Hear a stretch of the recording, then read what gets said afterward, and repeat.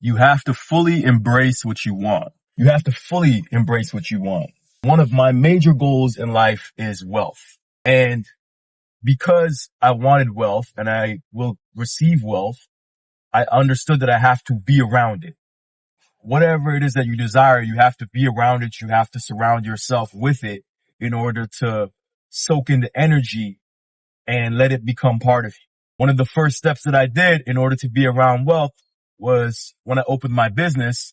I had a barbershop. I opened it in the richest neighborhood within close proximity to me, which is a city called Oakville. Oakville has a lot of extremely wealthy people. And I figured if I'm going to be wealthy, I need to surround myself with these wealthy people. I did everything in my power to open the shop there, and I did. And being there allowed me to see things from completely different perspectives. It's completely reshaped my entire life because I got to be around really wealthy people that told me their thought patterns. They showed me their lifestyle. I saw luxury vehicles every single day. They taught me things about finance and credit and just information of the top 10 to 1% that I would have never gotten access to in real time. Now, keep in mind, there's other ways to get information other than being around really wealthy people. You can just listen to podcasts, read books, and study the people that have obtained success. And that's another way to get around them. But I wanted to be around them in real life. I wanted to be able to just talk to them in person and see where their minds really were at. And that was the first way that I was able to surround myself with wealth. And the information that I got was completely life-changing. I made a lot of connections. Matter of fact, with my new business, 2 of my first clients came from clients that I met when I had the barber shop, right? In order to really receive wealth and become part of it, you need to surround yourself with it. And this is with anything that you may desire, any major goal that you may desire. First step was I got around the rich people by going to Oakville and opening my shop in a wealthy neighborhood. The second thing I started doing was going to really exclusive, really extravagant places. So I would go to the Ritz-Carlton. Now, I wasn't going to pay the $700 for the room, but because I'd learned the skills of how to utilize credit card points from my wealthy clients at the barbershop, I was able to utilize my credit card points and go to the Ritz-Carlton and spend a couple nights there. I spent a lot of nights at the Ritz-Carlton, the Park Hyatt, and all these exclusive hotels in downtown Toronto. And I was able to soak in the energy of wealth and just to be around it and see how they treat you and how they call you by your last name. And the respect that they give you was another way of soaking in what I wanted to receive and what I wanted to be around, right?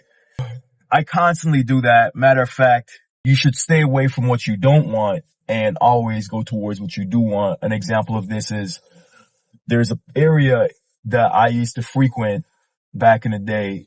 It is a low income neighborhood, but it has all the best Caribbean food. And me being Caribbean, I like being around my culture and whatnot, but I would consider it a low frequency area. The people there are not in tune with certain information and they could bring your energy down. With all that being said, I loved going there because one, I get to reconnect with my culture and I get the food that I want from my culture. However, over time, I realized that it wasn't really worth it based on the energy that I was receiving from going to that place. So I stopped. I no longer go there. I no longer go anywhere where there is poverty. Now, you could feel how you want to feel about that, but based on my understanding, you try to stay away from things that you don't want. So I only go to areas where there is wealth and better service and a better overall experience. And my life has become better because of this choice. My old man is something else. My pops, he's what I call a master manifester. My parents, both of them, but my pops is like that. He would always drive around and look for properties that he wants.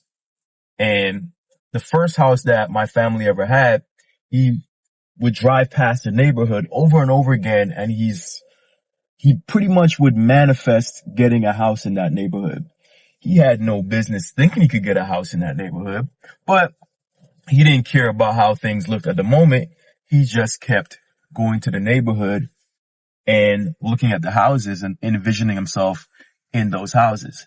And eventually he was able to get the house. He got a house in the exact neighborhood that he wanted to get the house. It's the same thing with my parents' current spot. They have almost like a farmland, like a really big piece of land in the boonies.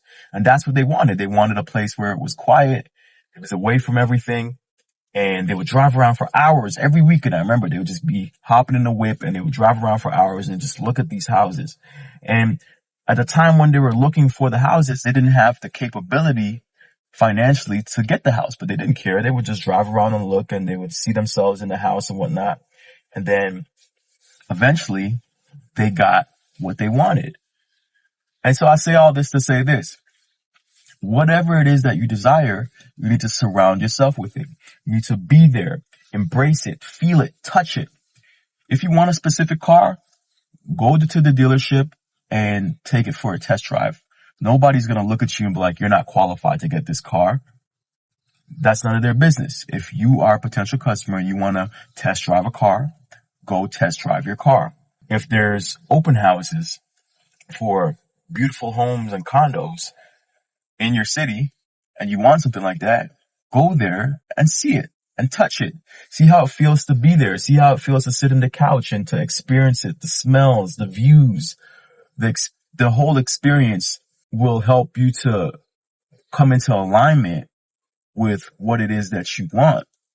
Don't be afraid to step out your comfort zone and go and embrace and touch the things that you want.